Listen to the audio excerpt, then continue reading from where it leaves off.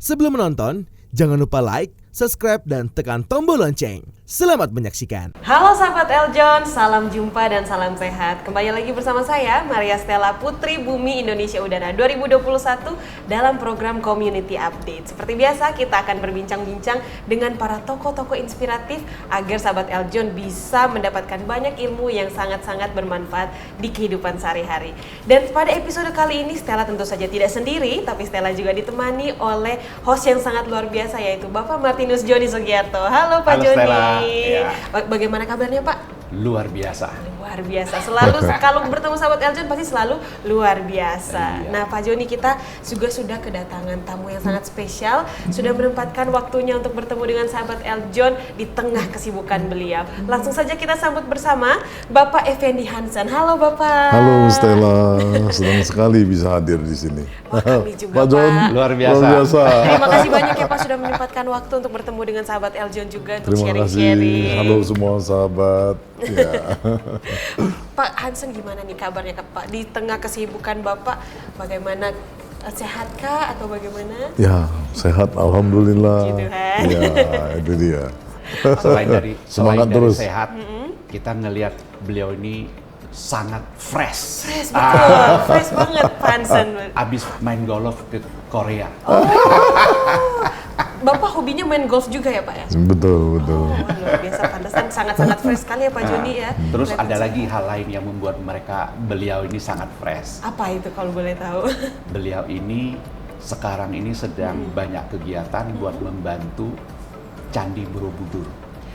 Wah, yang mau diangkat itu kan ikon dunia tuh. Iya, betul sekali. Ikon dunia ya. Kebanggaan Indonesia Nah, itu. Kebanggaan Indonesia dari Ratusan tahun yang lalu. 1000 lebih, 1000 tahun lebih. Nah, itu kan luar biasa tuh, Iya, sebuah betul. ikon, sebuah kebanggaan, bukan hanya masyarakat Indonesia, tapi masyarakat dunia yang beragama Buddha.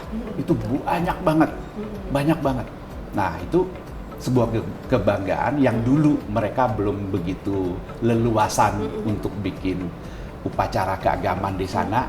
Sekarang oleh beliau akan diangkat menjadi wisata religi. Wah, itu kan luar biasa nih. Boleh dong Pak sharing-sharing sedikit tentang Borobudur.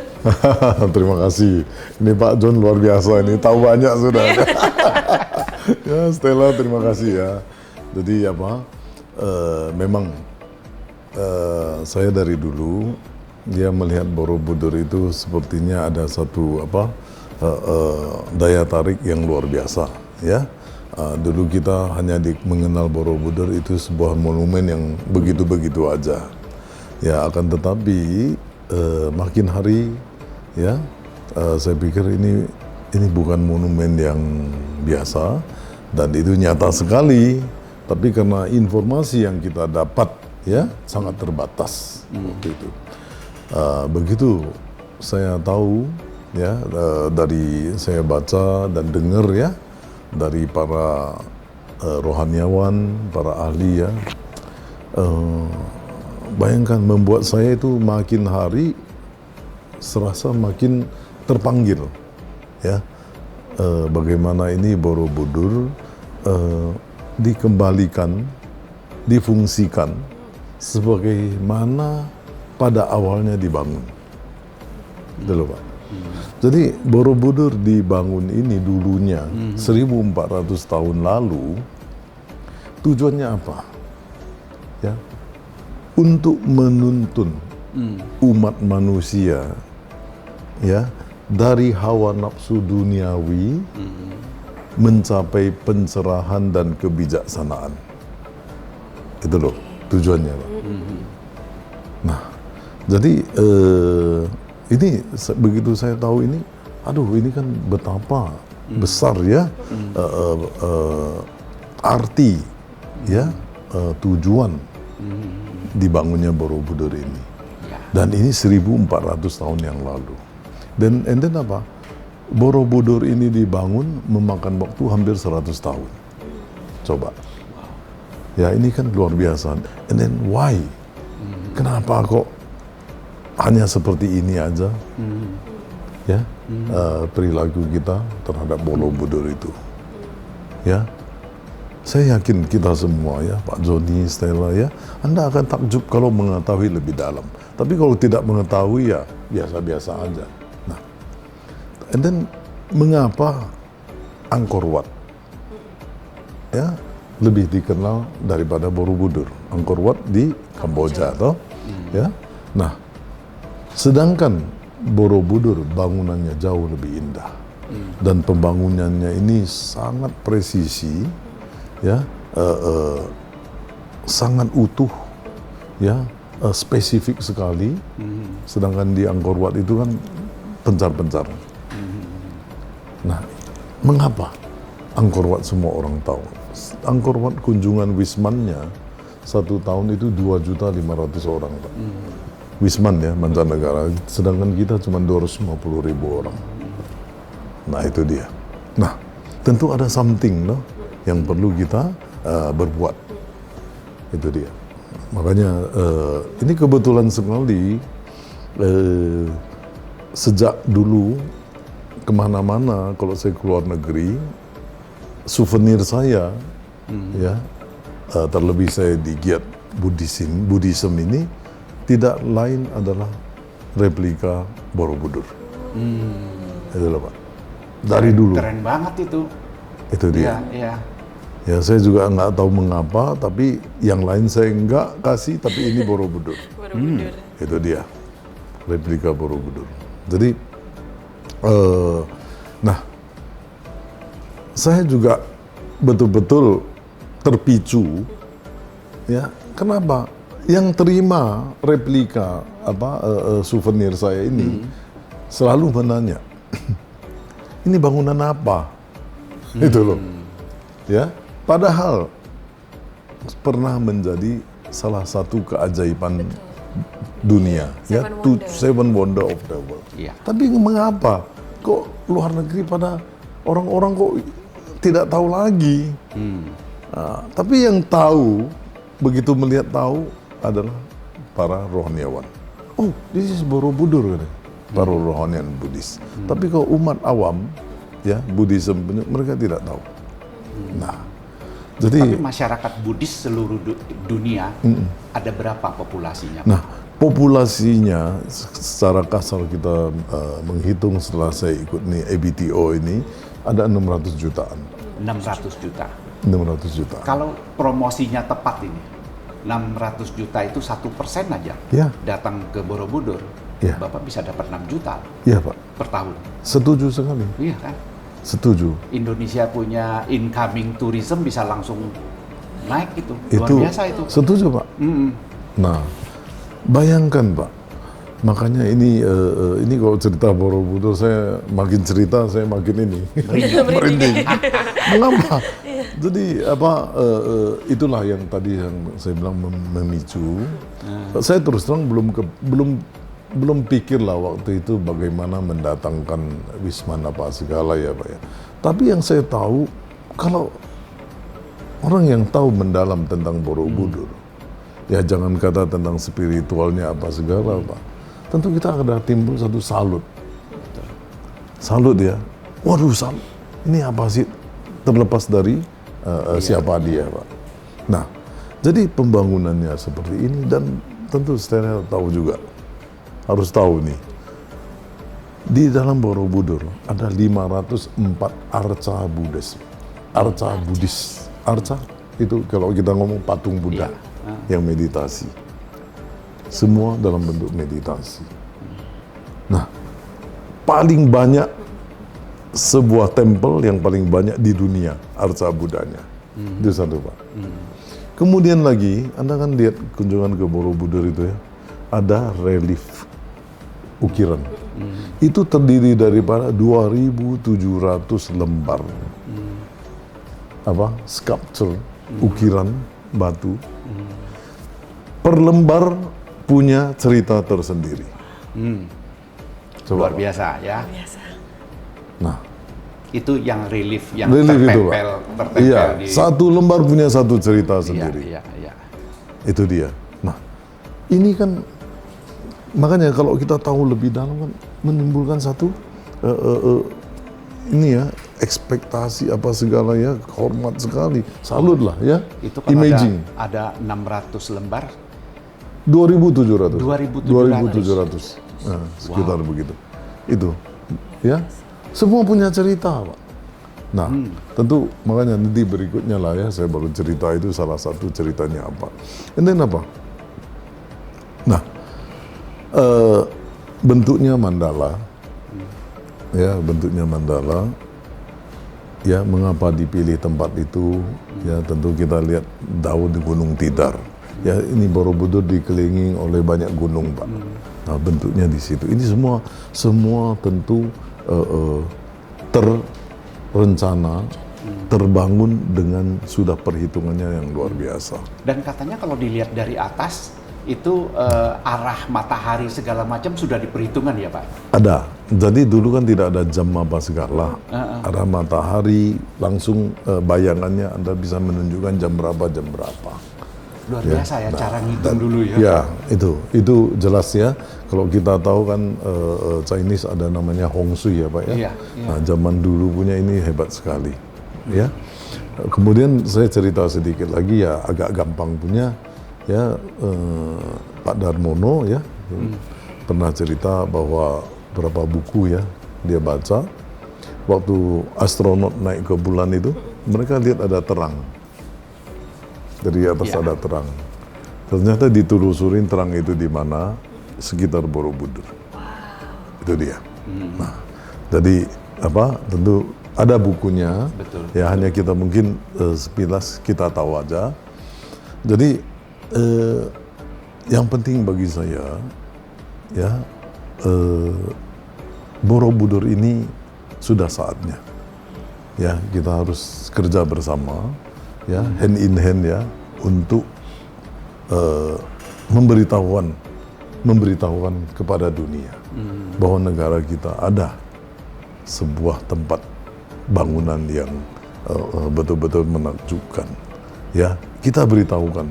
Tanpa kita beritahukan, ini semua akan tenggelam.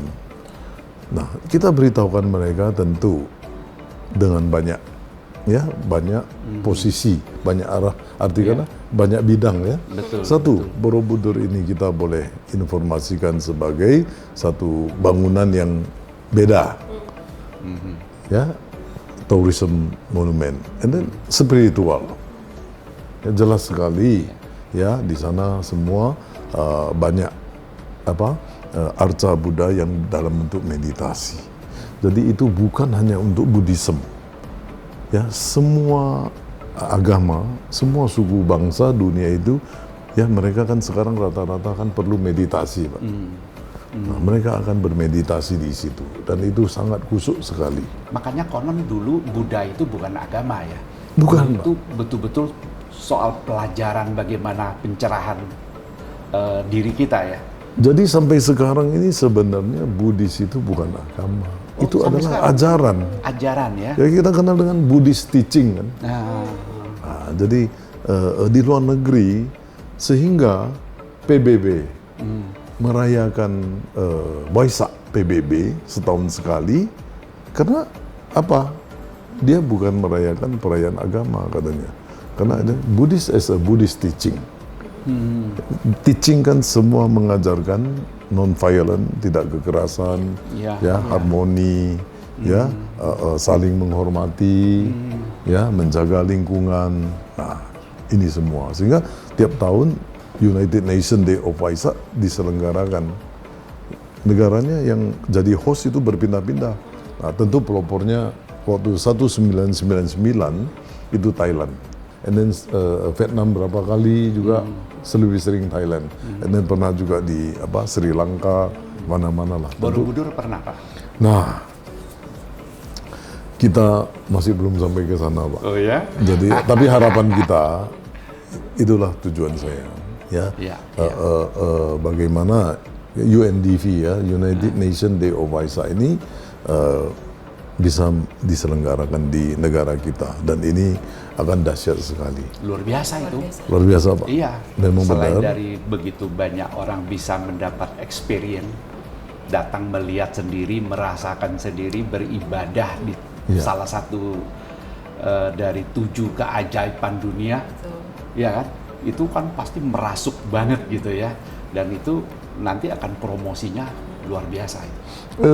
Jadi Pak, kalau kita bilang itu sebenarnya kita nggak perlu promosi nantinya, karena itu masuk kepada ranah spiritual tourism. Bayangkan Pak, saya waktu diundang meeting di India, kan tempat lahirnya Siddhartha Gautama ya, sang guru adalah di Lumbini, Taman Lumbini yang sekarang negara Nepal. Tempat beliau mencapai pencerahan di Bodh Gaya, namanya Bodh Gaya, mencapai pencerahan, menjadi Buddha. Terus tempat beliau parinibbana, meninggal, namanya Kusinagara. Jadi 2 tempat Bodh Gaya sama Kusinagara ini di India. And then satu lagi Lumbini ada di Nepal.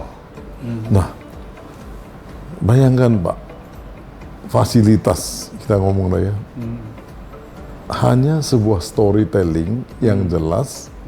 Ini 3 tempat ini. Tapi kalau fasilitas ke sana Pak, sangat kurang sekali. Sangat kurang ya. Sangat kurang. Aksesnya yang susah. Ya. Kemudian lagi, tapi karena didengungkan spiritualnya, ya, kita ke satu tempat Pak. Kalau spiritual yang kita capai, kita tidak menyerah. Iya, betul. Kita akan semangat terus. Saya Setuju pernah ya? baca satu buku tentang I Ching. Ya. I Ching itu belajar dari Tiongkok, belajar mau belajar Buddha. Itu mesti datang ke satu kampus di Muara Takus ya. Ada satu kampus di Indonesia yang khusus ngajarin pencerahan itu. Jadi mereka sebelum selesai dari sini, dia nggak pergi sampai ke India atau kemana lah belajar gitu. Jadi mereka singgah dulu. Tapi Buddhism ini sudah ada 2.600 tahun. Wow, lebih tua lagi ya. Lebih tua lagi Pak. Nah, jadi apa itu pertama lahir Siddhartha Gautama itu. Nah, jadi oleh pemerintah India sekarang Pak, terus terang di India yang beragama Buddha Bapak tahu banyak nggak? Ya. Asalnya kan dari situ. Iya. Kira-kira Bapak berapa? Itu India. Ya, sekarang kan dia 1,3 miliar. Iya. Oke Pak. Iya. Nah, asal Buddhism dari sana. Betul. Di sana sekarang Buddhismnya tinggal 1%. 1%. 1%. Beralih ke Hindu ya. Wah, bukan berarti. Pokoknya itulah ya kondisinya. Jadi sekarang ini tinggal 1%, 13 jutaan. Kecil sekali ya. Dan asalnya dari sana ya Pak. Asalnya dari sana kan. Sekarang mereka ini bring back, mau bring back, ya, Iya, dari iya. luar. Kenapa kok di negara yang asalnya Buddhism kok begini, sedangkan di luar negeri kok maju sekali? Iya, iya, iya. Nah, jadi dia berusaha bring back. Nah, dia ciptakan apa Pak? Inilah tempat suci yang terlebih Bodh Gaya. Padahal di situ cuma satu pohon. Ini pohon juga yang generasi kedua. And then satu bangunan temple ya, yang dulu dia ciptakan itu dan dibuatlah story yang luar biasa. Jadi menjadi kota suci umat Buddha.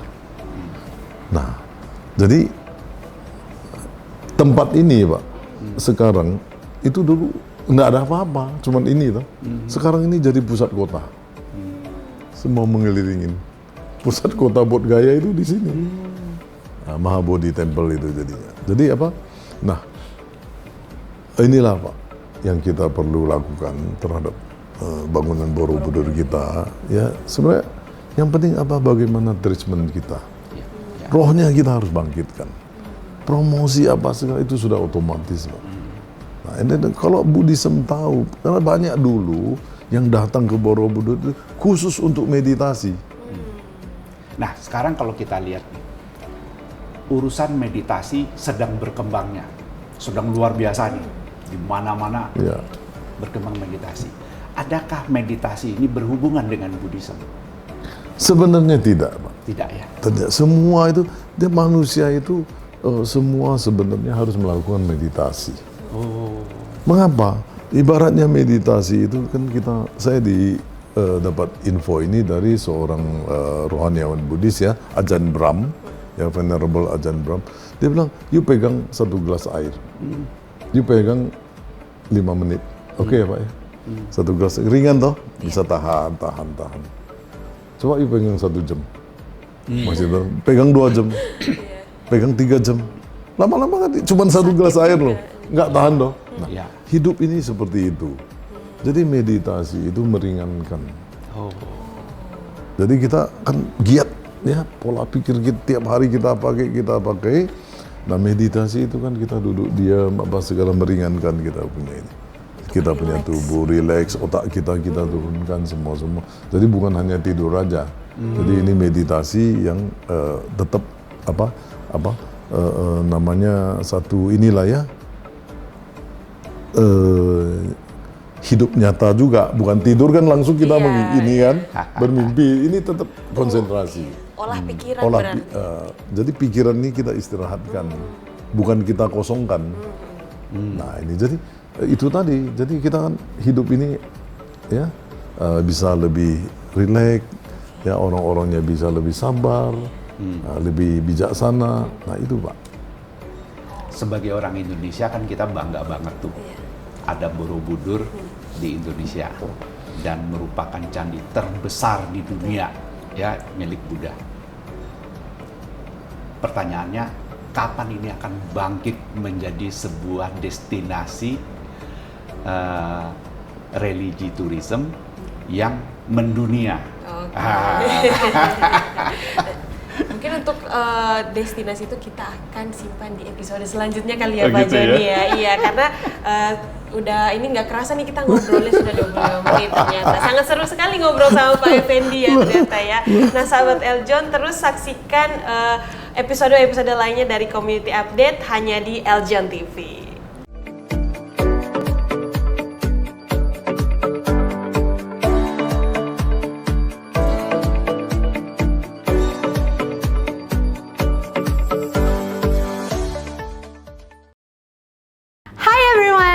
My name is Elizabeth Gabriela Kristanadali from the Pearl of Indonesia, North Sulawesi. Jadi kalian udah nonton kan videonya? Jangan lupa like, subscribe, dan share. Thank you!